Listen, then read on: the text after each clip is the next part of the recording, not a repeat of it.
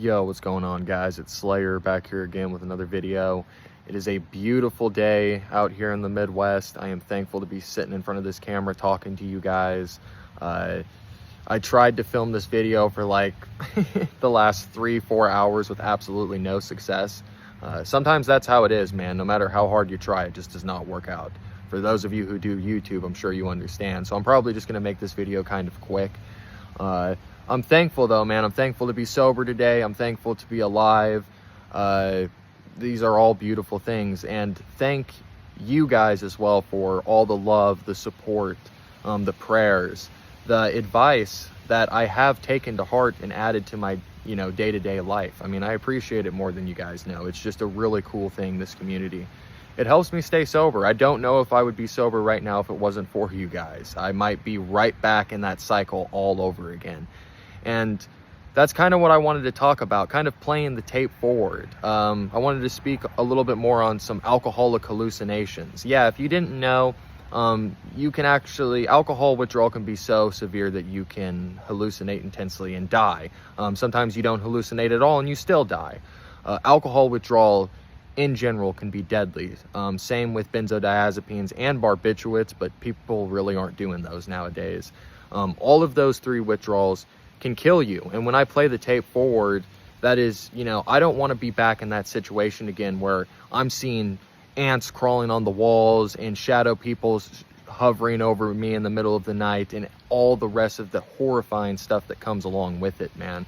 And there was a couple hallucinations that I forgot to mention, and so I'm going to tell you guys a quick story about kind of what led up to some of these hallucinations. And yeah, man, just speak on this horrific shit, because at the end of the day, that's what it is. It's all of this is horrific.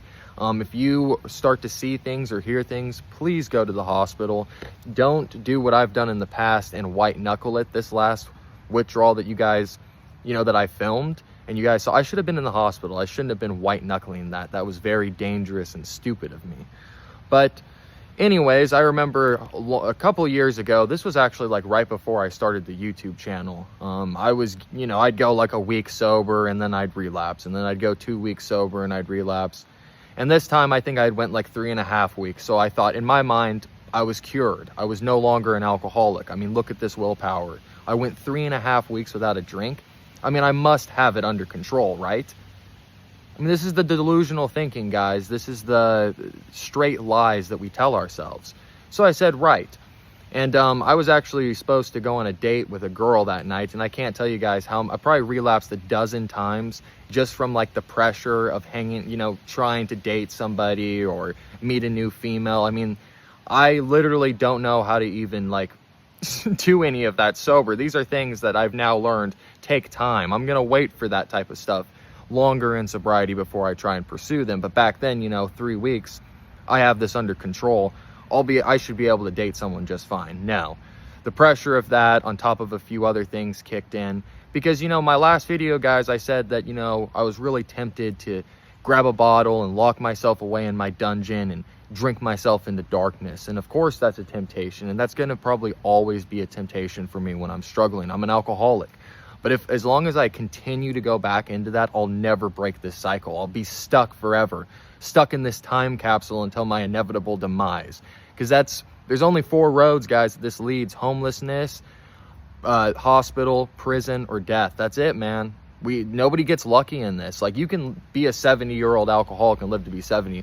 It will still probably eventually kill you, and you'll be miserable at that age. 70 years of alcoholism, oh God, I could only imagine. So anyways, I went out with this girl, and I bought myself some beer because I'm doing the right thing, and this is what I have to, this is what playing the tape forward is, man. If I decide to go drink, and I end up finding myself back at that liquor store again with a bottle, a $7.50 bottle of something in my hands, this is what I have to expect. Once I put the liquor in, doesn't matter if it's liquor, wine, beer, once I put the alcohol in my system, I cannot stop. So I went and stopped, got a 12-pack, and went to go meet this girl. She lived a couple hours away, and of course, I had to slam a couple on my way down there to, kill the anxiety. And just like that, the booze is now back into my body. I'm full back in. The disease has now been activated again. So I'm just drinking like a fish all the way up there. All the way up there.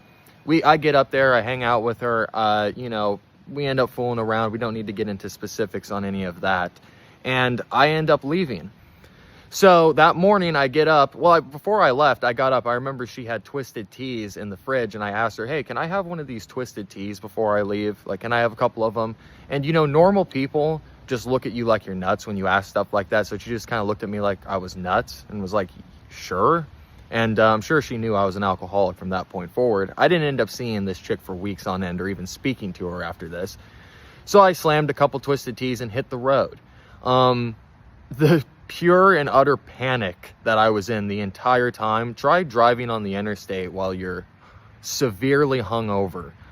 Because I probably drank like 16 drinks in total with my 12-pack and her drinks as well.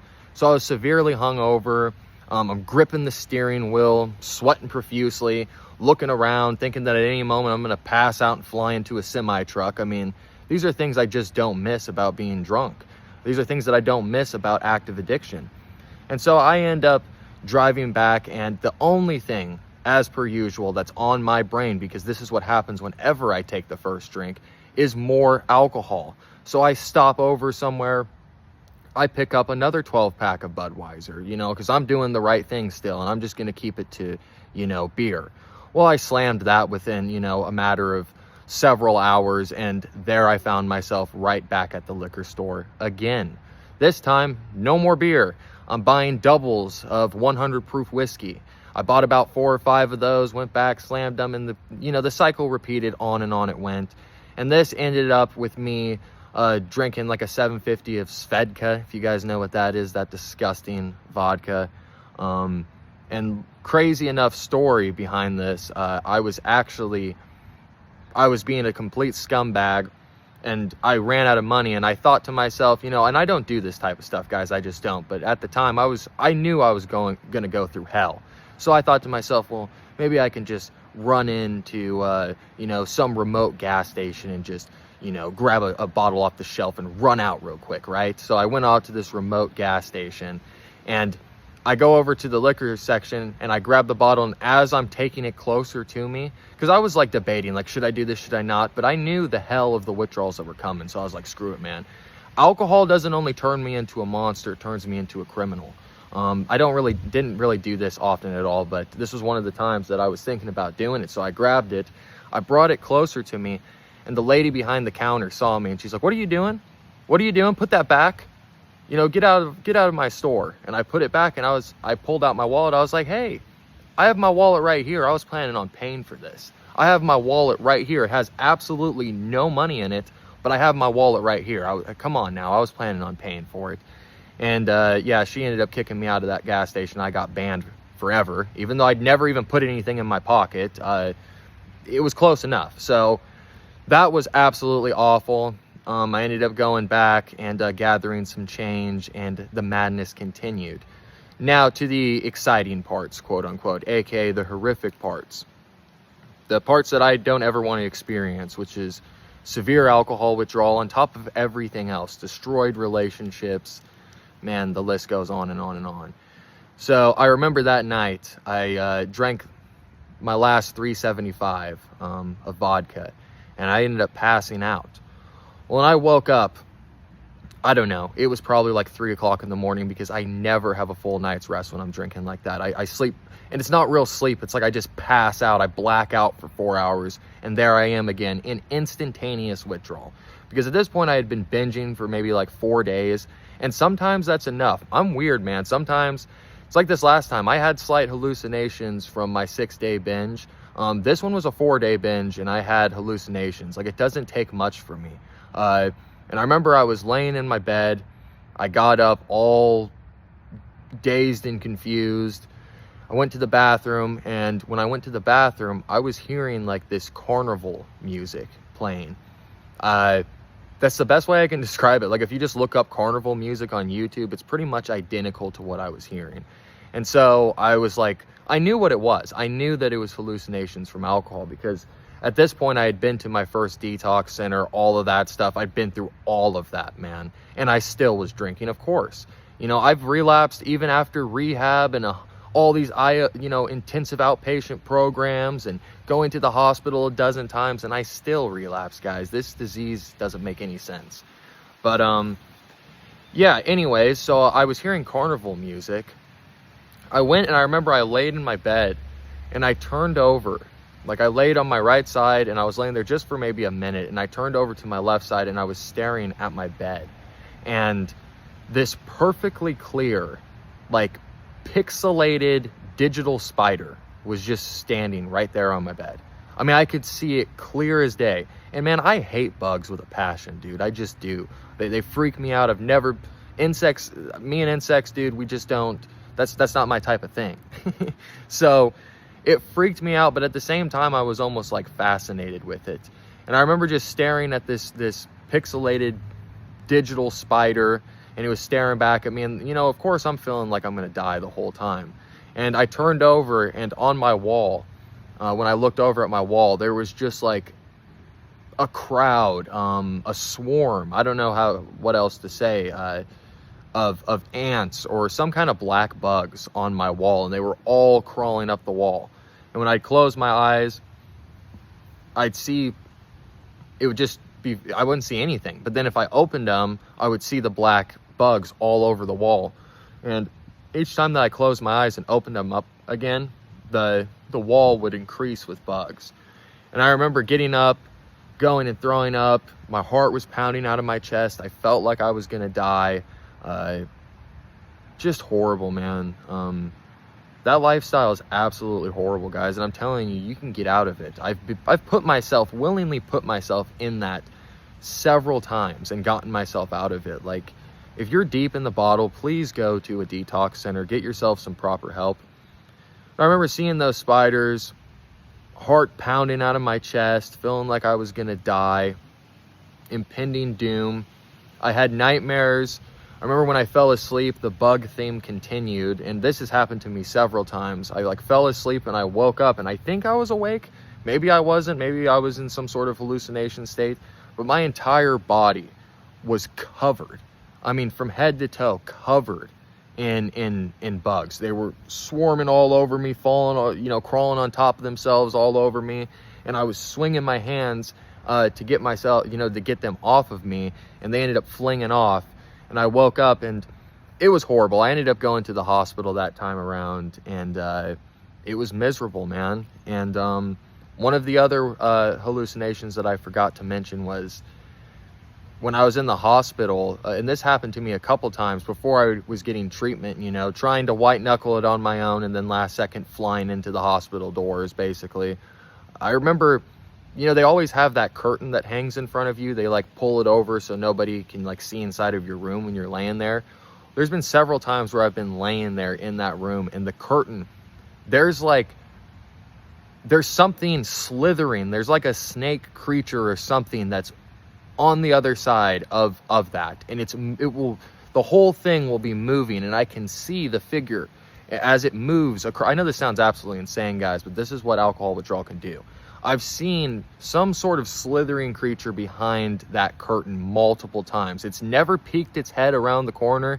It's never came around the other side of the curtain, but that is something that I've seen probably 3 times going into the hospital while I've been going through severe withdrawal and having weird hallucinations. I've never, you know, I have like broken through into full like psychosis, but it was only like that one time. I've always had some sort of touch with reality. When I was in the detox center the first time, and that hideous, grotesque, demonic creature walked in, I was in full blown, like I didn't know, I couldn't tell that what I was seeing was a hallucination at all. I thought it was 100% real. I thought I was gonna die. They came in and they, you know, shot me in the arm with a bunch of Ativan. And, you know, alcohol is very, you know, this is why I speak on things like, is alcohol demonic? I know that's very woo-woo to some people. Some people completely click off my channel when they hear me talk about stuff like that, but it almost very much is like an entity. You know, everybody's a third will when you're an alcoholic, right? Because the alcohol comes first. It doesn't matter if it's your wife, it doesn't matter if it's your husband, your kids, everybody's a third will, because that booze is number one. And it very much is like an entity, you know, that you might as well just have a giant figure of Jack Daniels sitting right next to you at all times, and it's got its arm locked around your arm, and it's telling you everything that you're going to do, because it dictates our entire lives. I remember, there are some weird hallucinations and kind of, fascinating ones, but one more freaky one that I forgot to speak on, and I have spoken on this, was I woke up one night in this hallucination/dream, and this arm came across from, I can't even remember, came around from the door, or came from underneath the bed. All these arms came out and they started grabbing me, and they started dragging me. And I remember I was grabbed into the carpet not to be dragged down my stairs, because I was upstairs, and all these arms grabbed me and they dragged me down this staircase. It was absolutely horrifying, and very vivid and realistic. Very, very realistic and vivid. And there was another time where, and I don't know, this might have been the Top Hat Man. This is my only experience with who could have been the Top Hat Man.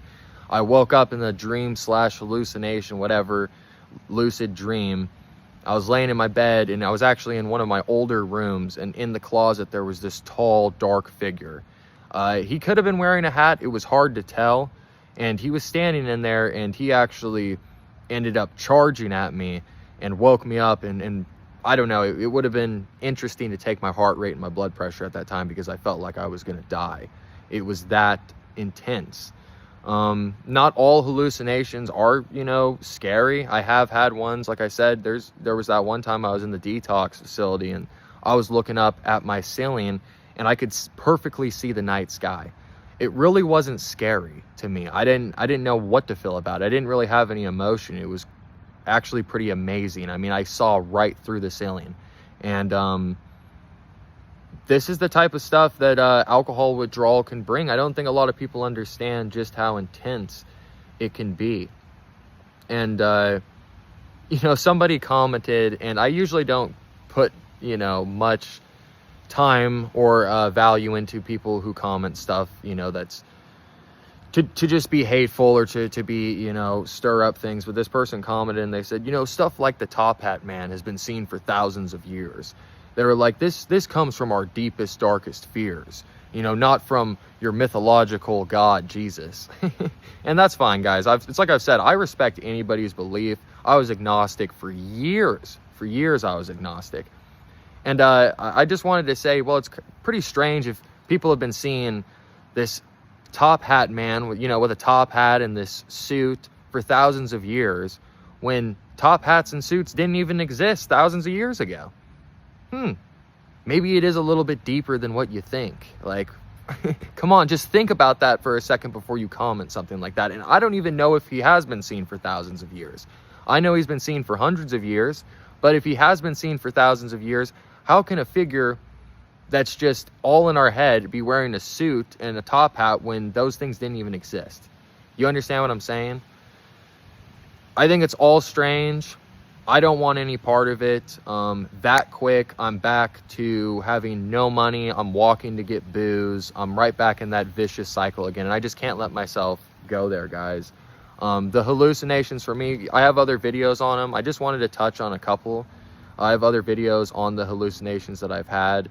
So go check those out, because it's not worth it. If I played the tape forward, so many horrific things could happen. I could end up in prison. I could end up killing somebody. I could end up dying, never waking up, drinking myself to death. I mean, there's a million different outcomes, going back into that horrific withdrawal all over again. I'm just not going to allow myself to do it. And I hope that you guys don't allow yourselves to do it either, because it's just not worth it. Alcohol does open up some kind of doorway to darkness. It seriously does. And it's very much playing with fire every single time that we drink. So I'm sorry, guys. This is kind of a all over the place video. I didn't really have, this was kind of last minute. I wasn't even going to talk about this. I was going to talk about something else, but I wanted to get something up for you guys. So I love all of you. Please, before you drink, reach out, say something to somebody. I know it's hard. It's hard to pick up that phone. as they say, the 1,000-pound phone, but it's worth it. You're worth it. And I'll be back real soon with a regular video, not this. But I love you guys. Please stay safe, stay sober, and I'll see you all real soon. Peace.